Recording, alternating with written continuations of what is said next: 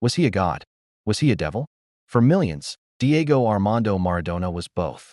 A man who could dance through an entire team to score the goal of the century, and minutes later, punch the ball into the net with the hand of God. This wasn't just a footballer. This was a phenomenon, a walking contradiction of divine talent and human frailty. So, the question we have to ask is, where did the genius end and the madness begin? Or were they one and the same? Born in the shanty town of Villa Fiorito, a place with no running water and little hope, Diego's only escape was a football.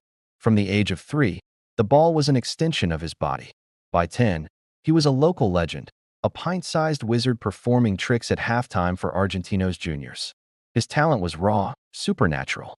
He saw passes no one else could, his low center of gravity allowing him to turn and accelerate in ways that defied physics.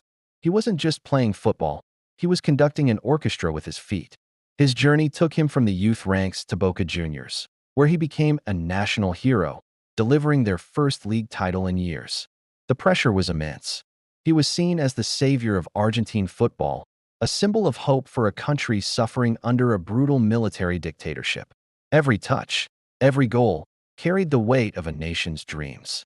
This is where the legend was forged, but it's also where the cracks began to appear. Then came Europe. A record-breaking transfer to Barcelona should have been his crowning moment. Instead, it was a baptism by fire. He faced brutal tackles, a career-threatening ankle injury, and a city that offered a different kind of temptation. It was in Barcelona that Maradona first encountered cocaine. For him, it wasn't just a party drug.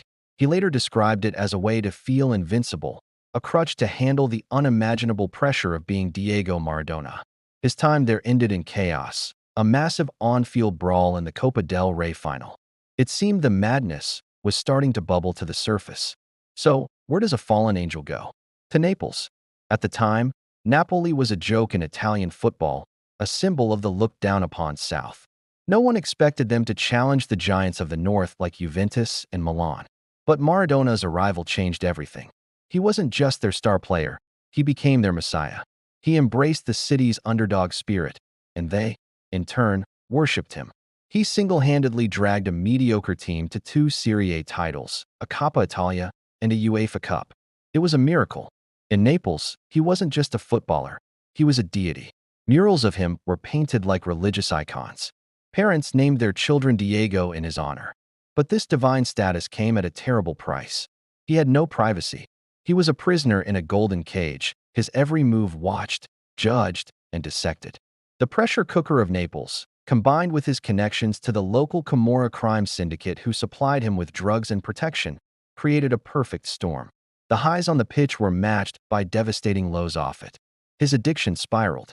The genius everyone saw on Sunday was fueled by a private chaos that was tearing him apart. The peak of his career, and the perfect summary of his duality, was the 1986 World Cup. In the quarterfinal against England, just 4 years after the Falklands War, the match was more than just a game.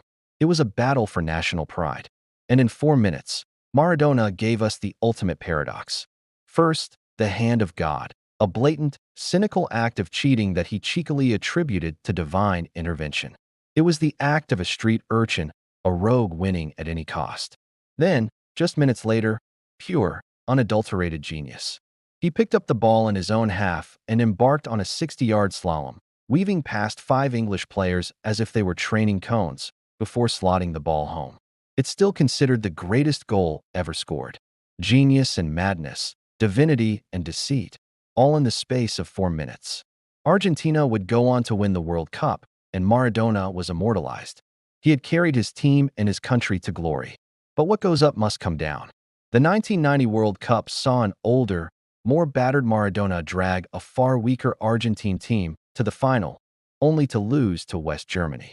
His tears at the end told the story of a man who knew his powers were waning. Back in Naples, his world completely unraveled. A failed drug test led to a 15-month ban.